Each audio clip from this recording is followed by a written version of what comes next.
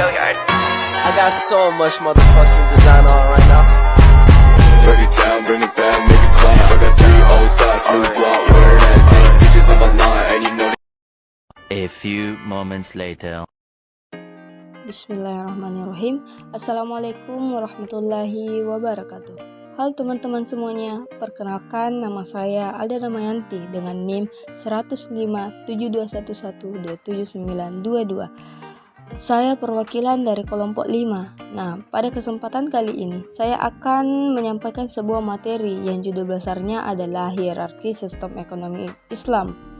Perlu kita ketahui bahwasanya ada 3 poin penting yang nantinya kita akan bahas. Poin yang pertama yaitu apa sih sistem ekonomi Islam? Poin yang kedua, sumber hukum dan kebijakan sistem ekonomi Islam. Dan poin yang ketiga yaitu hierarki sistem ekonomi Islam. Oke, untuk mempersingkat waktu, langsung saja kita masuk ke materi yang pertama mengenai apa sih sistem ekonomi Islam itu.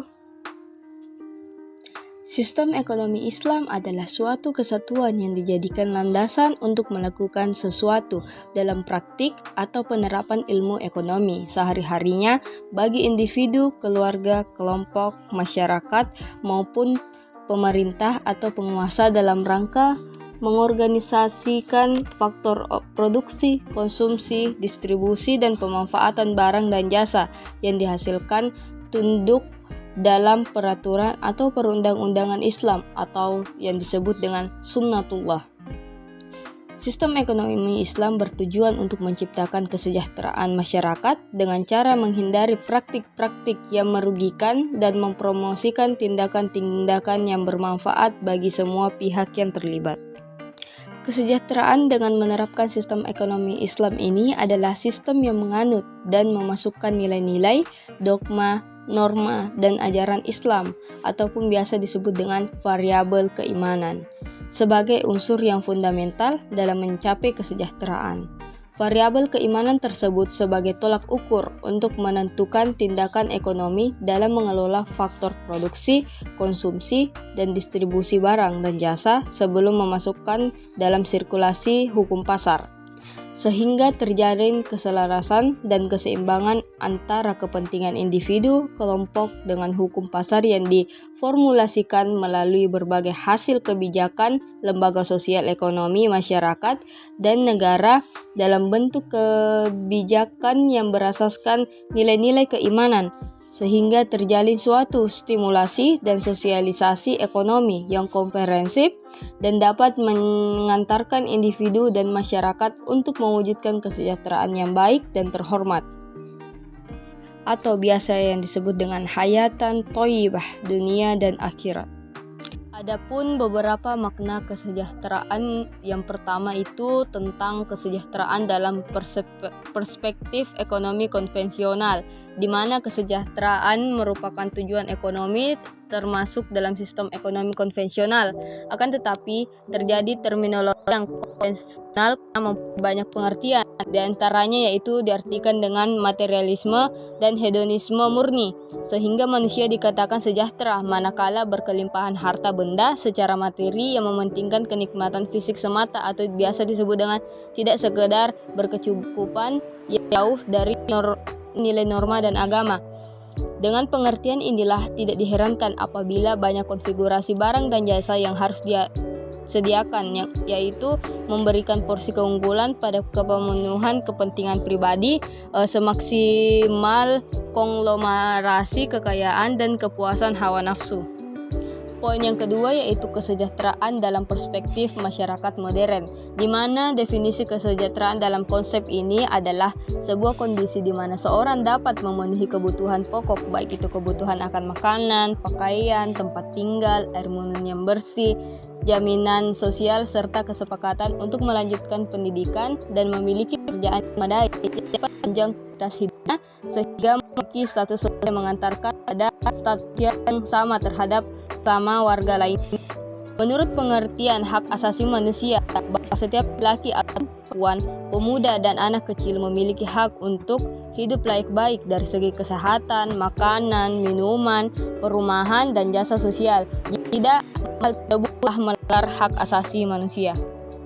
Dan yang terakhir yaitu kesejahteraan dalam perspektif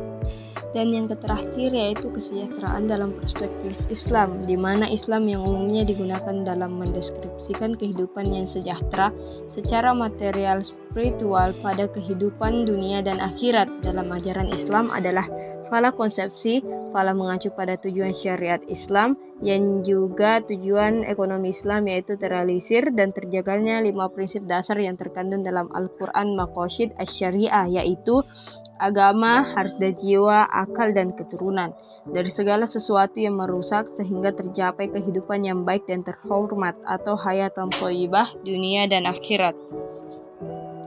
Sumber hukum dan kebijakan sistem ekonomi Islam. Sumber hukumnya, kehidupan sosial ekonomi yang terjadi di masyarakat termasuk umat Islam selama ini telah banyak terjadi pelanggaran dan meninggalkan nilai-nilai atau ajaran agama dalam hal ini. Ajaran Islam dalam berekonomi seperti larangan maghrib, maisir, gahar, dan riba, menimbun atau mempermainkan, penawaran atau ihtikar, mempermainkan permintaan atau najasi, menipu atau tadlis, tagrir, menjual bukan miliknya atau bai al-ma'dum, curang dalam timbangan, eksploitasi sumber daya alam secara serampangan, pemborosan, keserakahan, dan sebagainya telah banyak dipraktikkan dalam kehidupan ekonomi sehari-harinya dan seolah-olah telah menjadi kebiasaan. Dampak lainnya yang pertama yaitu kerusakan lingkungan. Yang kaya makin kaya, kesenjangan ekonomi semakin lebar, dan sistem ekonomi yang ada tidak mampu mensejahterakan umat manusia secara keseluruhan, melainkan hanya menumpuk pada sebagian masyarakat. Penyebab krisis tersebut telah nampak sebagaimana dijelaskan dalam Al-Quran Surah Ar-Rum ayat 41. Sangat jelas pernyataan Al-Quran tersebut bahwa ada 2 penyebab terjadinya kerusakan yang dalam hal ini krisis, yaitu akibat ulah manusia itu sendiri. Manusia diberikan amanah oleh Allah Subhanahu wa taala untuk melaksanakan tugasnya di muka bumi ini dengan sebaik-baiknya dan tidak lepas dari nilai-nilai moral dan segala aturan yang dibuatnya, termasuk dalam praktek ekonomi. Pemaparan materi dari saya dan akan dilanjutkan oleh teman kelompok saya yang bernama Muhammad Gilang Sulhaji. Saya persilahkan. Assalamualaikum warahmatullahi wabarakatuh. Saya atas nama Muhammad Gilang Sulhaji dengan NIM 105721129722 dari kelompok 5, dan saya akan melanjutkan pemaparan materi dari Alda Damayanti dengan ekonomi Islam. Dasar hukum ekonomi Islam ada 3, yaitu 1. Al-Quran. Al-Quran merupakan dasar hukum ekonomi Islam yang abadi dan asli, dan merupakan sumber serta rujukan yang pertama bagi syariat Islam. 2. As-Sunnah. Kedudukan As-Sunnah terhadap Al-Quran sebagai mana dirumuskan dalam 3 hal, yaitu Sunnah berfungsi menjelaskan ayat, Sunnah menambahkan kewajiban, Sunnah membawa hukum yang tidak ada ketentuan nahnya di dalam Al-Quran. 3. Ijtihad. Ijtihad adalah merupakan semua kemampuan dalam segala perbuatan. B. Kebijakan ekonomi dalam Islam.